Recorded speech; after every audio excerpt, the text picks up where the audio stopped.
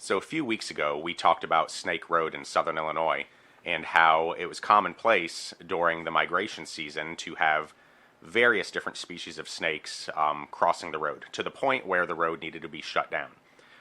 No traffic, and DNR is even down there making sure that people aren't bothering these snakes. Well, imagine for a minute, if you will, if instead of snakes crossing the road, it was a giant sulcata tortoise, just perusing down the road, minding his own business. Would you find that out of place? Well, we'll talk a little bit more about that in a few minutes. So, today on our podcast, episode 9 of TDI Live, we're going to talk a little bit about a sulcata tortoise found wandering down the road, a reptile myth, can turtles and tortoises feel through their shell, and I've got a conspiracy for you today, and I think Bill's going to help me out with it. But I want to talk a little bit about the Ukraine and Joe Biden. So, I'm Matt. And I'm Bill. And I'm Heather. And you are listening to TDI Live. I'd wake up, but the morning came to break the dark. There is light burning deep inside my heart.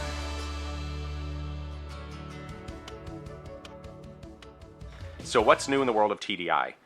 First thing is, I think I should point out that I am sick right now, so what you're hearing in my voice is in fact not puberty, but a cold. So I'm still waiting on puberty. It's not quite here yet. And he's going to give us all the cold in the office. Yeah, I think if the entire store doesn't get sick, we're going to be quite lucky.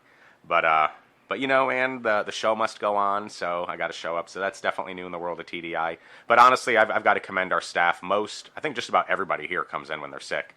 I mean, we're a pretty dedicated crew. I very rarely get sick. Dude, me either. I usually get sick like once every other year, and I'm pretty sure I got sick last year, and I'm sick again this year. But what's new in the world of TDI? So in the last 7 days, we have finished our tortoise pen, so you've been hearing about that. Stephanie and I came up and wrapped it up this last Saturday and got the new not the new tortoise, but our existing tortoise moved in, the large male, whose name was Frank, but I think I've renamed him Mitch, after my good friend Mitch.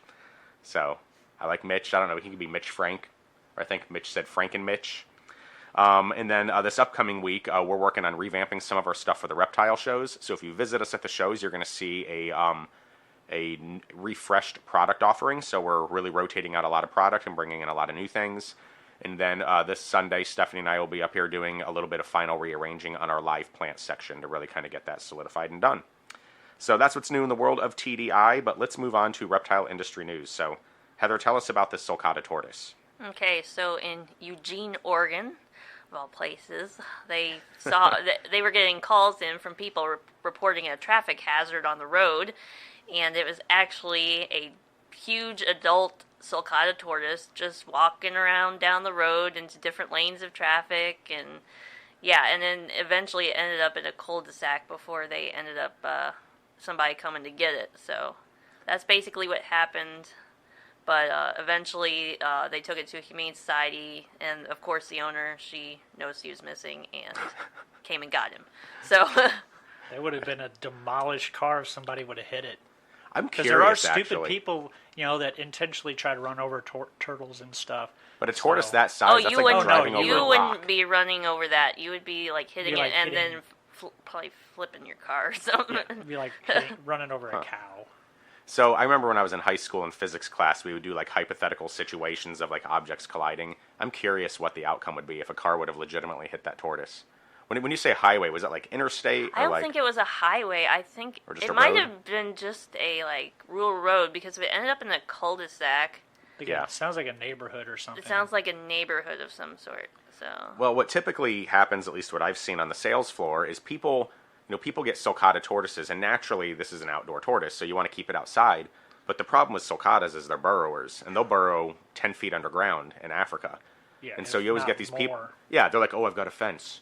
And it's like, you don't think this thing's going to dig under that fence. Yeah, you should dig around your fence, say about 30 foot, and then put fence underneath it, and Yeah. then fill it in. Because I've heard them burrowing, burrows up to 30 feet. Now, Yeah. I don't know if that's 30 feet straight down or if that's just 30 feet, they go down, a couple feet, and then they just kind of go straight or whichever way. that's probably what it is. I mean, they're designed to dig when you look Oh, at their yeah. front legs. when we were moving Frank and Mitch the other day, I mean, I'll be totally honest, I've never really paid attention to like the detail on his front legs. And They can rip what you. what are those? Claws, toenails? Like, Those are just talons? really thick Scoots. scales. Yeah. Well, like just his really- actual like his claw. They didn't really look like a claw because they're so rounded, but man, they're like I mean, are they his pickaxes. toenails? Yeah, his toenails. Oh, his toenails. Yeah. they're just like pickaxes, and then Well, yeah, then the you scoots have on his the- arm. Yeah, then the scales on like his arms and stuff, and that's just all used for digging. So if you guys haven't seen what I'm talking about, I'll kind of try to describe it to you. So this tortoise's front legs, his toenails, they remind me of thumbs, like the actual nails. They're like the thickness of my thumb, but it's a nail. So imagine if all your nails, like look at your thumb and pretend like all of your fingernails were your thumb.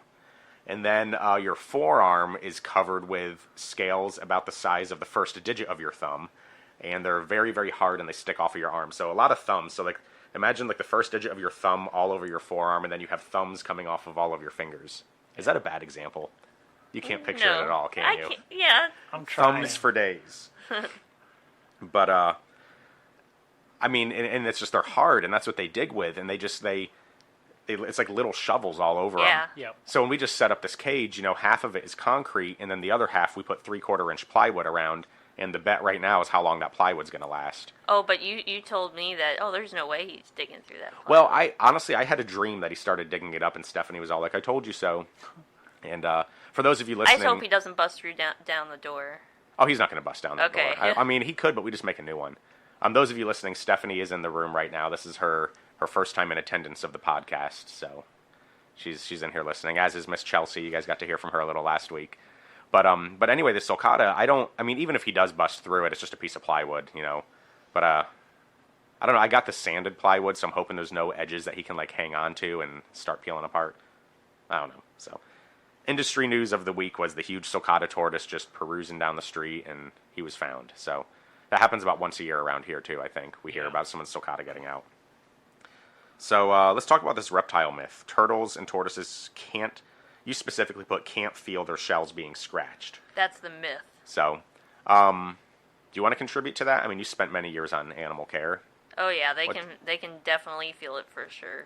So what would you do to our Sulcata tortoise? Oh, what we'd do is we'd scratch the top of their shell, or I think it's either the top or near the rear end or Like whatever. the butt, basically. Did you Yeah. scratch it or rub it? Well, what you do, you just take your fingers and you just scratch. So like, Yeah, Pretty yeah. much, And yeah. what they would do is they'd stand up really tall, and then they start to swing their butt back and forth, kind of like a dance. There's And all kinds of videos online of tortoises doing that. Yeah, like they love it so much they'll just like start swinging back and forth, and well, since the male's like 100 pounds, that's a lot of weight to be throwing around. So It's kind of like when you scratch a dog's back and he starts playing the banjo with his back leg. That's what my dad used to. He's playing the banjo. yeah, tortoises, they'll lean into it and everything, so they can definitely feel it. the butt scratch shimmy. Yeah. Yeah. That's funny. So, because it was a thing, Bill, you're going to have to use your maturity on this at your ripe old age. But it was a thing back in the day where they would like glue things, or like wouldn't they like put harnesses on tortoises' shells or nail it into their shell or Yeah, something like Drill that? a hole. Yeah. Like I remember watching when I was younger, watching a documentary on sea turtles, and this was like, I guess it was from like the 60s, and I guess this is when they really started going hardcore, with the conservation and trying to save them. But they'd go out in, the ocean, and they'd find them, and they would basically harpoon them with these small, like, darts and stuff into their shell, and then they would reel them in, and they would bring them in, and that's how they used to tag them. Well, then, like, years later, they found out, oh, well, by the way, they can feel through their shell. And I know, like, some people would drill, their spine is attached to like, their through shell. their, It's like, of like, course they can tortoises' feel. shells or Yeah. whatever to put, like, a name tag on them. But no, they can definitely feel that. So, Have you ever seen the movie Cannibal Holocaust? no. Yeah, don't watch it. Just made me think of it. Those of you that have seen it will know where I'm going with that. Have you seen it, Chelsea? Unfortunately. Yeah. Oh. So yeah, it's cool though. I mean, because you're right, scratching them like that is really neat to see them react, because it's almost like scratching a wall. And Yeah. And you wouldn't think that they could feel through that, and that's probably where the misconception was, like, no, they can't feel through that. But yeah, they definitely can. So yeah, don't attach anything to your tortoises or turtles shell. Yeah, it's like, not good to paint them either. somebody just brought one in that was painted. I Yeah. thought, like totally painted. I mean, So, like if you paint like a number on it or something. I mean, as long as you don't, you are because their number shells 2. need to breathe too. Yeah, they need to be able to breathe. Really, I didn't know Yeah. that. They're, See? I think they're very The more you porous. know. Yeah. Yeah, I think it would be just like somebody spray painting a person with paint. They're going to die because their skin can't breathe. Yeah. I've heard of actually people dying like that. From being spray painted. Yep. Spray painted to death. Yep. Wasn't that in like a James Bond film or something? They I spray can't painted a remember. guy.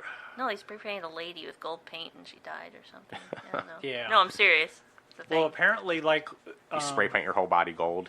You'd then be the, gold member. when they were filming the original Wizard It's of my Oz, gold member. and they, the Tin Man, they painted him with some kind of Oh, I paint, remember that. and With he spray on had tin. issues in that where he would start basically because he was in that paint for so many Yeah, I think they had hours to- filming, he would start falling out and If stuff. he only had a brain, huh? Yeah, well, he that would he wanted a heart. Tin Man wanted the heart? I thought Yes. that was, Yeah. oh yeah. Yeah. Oh, it was the Tin Man. Scarecrow, that wanted the brain. Brain. Well, there goes Yeah. my joke. Shows how much I know about that. I tried to be funny. Yeah. I'm the funniest guy I know. Cool. So, let's talk conspiracy. So this is Bill's conspiracy moment that I think I hijacked. Bill comes to me today and he says, "I don't really have anything for today." And I was like, "Man, I got something." Nothing that I can talk about. Well, I know I got all kinds of stuff, but I mean, if we want to really go down that dark, No. Dark- yeah, we got to be careful with some of Yeah. it. Yeah. no, it's pretty disturbing. So I'm hesitant to talk politics, just because I am politically involved. But I found this to be kind of interesting, and this is based off of one article that I read. So I have to point that out. One article. But many of you are familiar that President Trump is going through a impeachment review right now, or inquiry. But I was reading an article, and I was actually unaware of this. But as part of the impeachment inquiry, I guess the Democrats are pulling Joe Biden from the ticket. Now, Joe Biden is the leading Democratic contender against Trump. So by him being removed from the ticket, that automatically makes Elizabeth Warren the next leading contender. So Donald Trump and Joe Biden are facing off. Donald Trump is now being investigated for impeachment. The leading Democratic contender is now pulled off the ballot, and Elizabeth Warren, per public opinion, doesn't stand a chance against Trump. So here's my conspiracy theory. Was this maybe all set up by Donald Trump to remove Joe Biden from the ticket? I don't know. I mean, it just seems kind of interesting and ironic that Joe Biden is now out. Or if Donald Trump didn't set it up, is this a coup within the Democratic Party to remove Joe Biden and kick him off for some reason? Because the Nancy Pelosi knew that Joe Biden would have to be removed from the ticket for the investigation.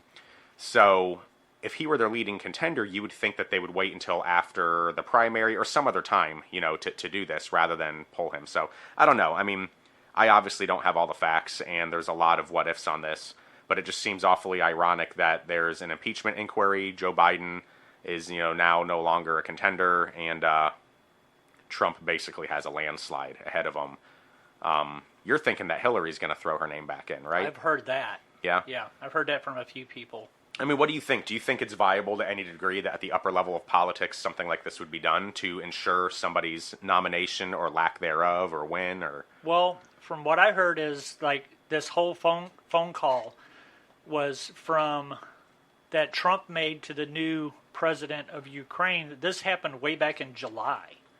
And so apparently the whistleblower, and another thing with the whistleblower thing is the whistleblower should have had first-hand knowledge of it. This whistleblower is basically like second or third hand. Well, they changed the law so the whistleblower doesn't have to have actual proof. It's just, well, I heard, so-and-so said this about Trump. So it's like what we're doing right now. Yeah, just Whistle blown. Yeah, but the thing is, Trump is the master troller of the Democrats. And I've heard this said before. Why mess with your enemy when they're destroying themselves? And that's what the Democratic Party is doing. I think it's freaking hilarious the way he trolls them because... Dude, he trolls everybody. Yeah, and... He got so much free press coverage when he was running for president. Yeah. He just had to send a tweet, And the press was there, and it didn't cost him a penny. Right. And the thing is, so Adam Schiff made up this big, long list because they didn't think Trump was going to release the transcript and the audio of his phone call with the new president of Ukraine. Well, they put all this fake crap out there, and then he goes and releases it. And none of the stuff, like what the whistleblower said and what everybody else basically propagandized what this phone call was, it's all fake. It's all fake. None of the stuff that they said was on this phone call, Trump just basically caused them to out themselves for. And you don't want to watch mainstream media anyway. They are. No, all the real news is on Facebook and Instagram. Yeah, and YouTube, and then there's independent YouTube news channels, but it's freaking hilarious. And then I also heard that. I heard. Yeah, another one of them. I heard that possibly, because there's supposedly going to be a bunch of arrests. I mean, at one time there was over 90,000 federally sealed indictments. I'm not sure what it is now. And the average is only like 1,080, I think, a year. And this was like over 90,000 like within 2.5 years. So there's a bunch of people going to get arrested for whatever. Well, but we'll never know the truth, unfortunately. Yeah, and then I also heard a few people say something about if they get desperate, they might have Michelle Obama run. Well, either way, I think there's something going on here. I don't think this is what it appears to be on the outside. I don't know what's at work on the inside, but everything seems like the timing is awfully ironic, and the circumstances are awfully ironic. And I think on the outside, it's made to look like, hey, there's an impeachment inquiry, but I think there's something at work trying to basically massage the next election with this. Well, do you know what the whole thing with Biden and Ukraine is? He basically told, this was the former now president. Are we talking about Joe or his son Hunter? Joe. Okay. But it has something to do with his son. Well, Joe Biden told the Ukrainian president that he wasn't going to give them the $1 billion for aid. Joe Biden said that? I thought Trump said that. No. See, and that's the thing.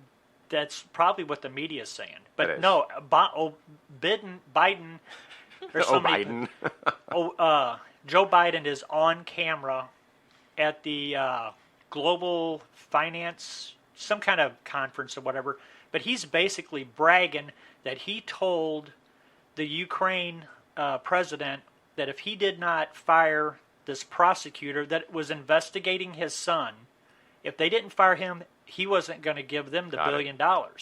So, and then the Ukraine president said, well, you can't do that. You don't have that power. He goes, call the president. So they basically fired this prosecutor that was investigating Hunter Biden and made that all go away.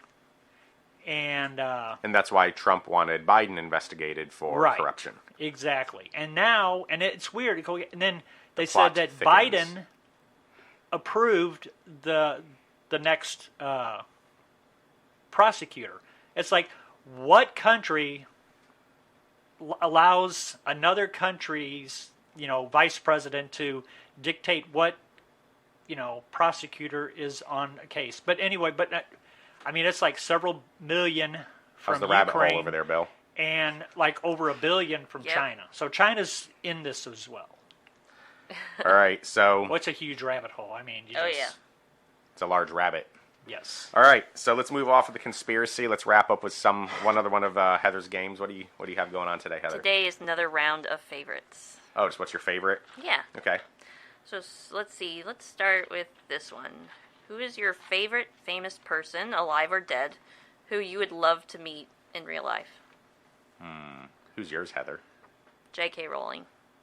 Yeah, she didn't even have to think about that. You didn't even take a breath. Nope. Favorite famous person? I don't know. I think Stephen Hawking would be fun. I don't know if he and I could necessarily have a conversation, but I can't think of... Bills would be Babe Ruth because Bill's a huge baseball fan. No. I mean basketball. I do not like sports. You don't have a famous person? I can't really think of one. What about Jesus Christ? Well, yeah, him, but I'll meet him one day. Yeah, you're a pretty spiritual person. Yes. Okay. Okay, let's see. What is Yeshua HaMashiach. Okay. What'd you just call me? I know, what was That that? is Jesus the Christ. Oh, okay. That's Hebrew. That's what I say when I stub my toe. Jesus the Christ. Yeshua HaMashiach. Okay, so what is your favorite road trip you've ever taken, if you've taken one?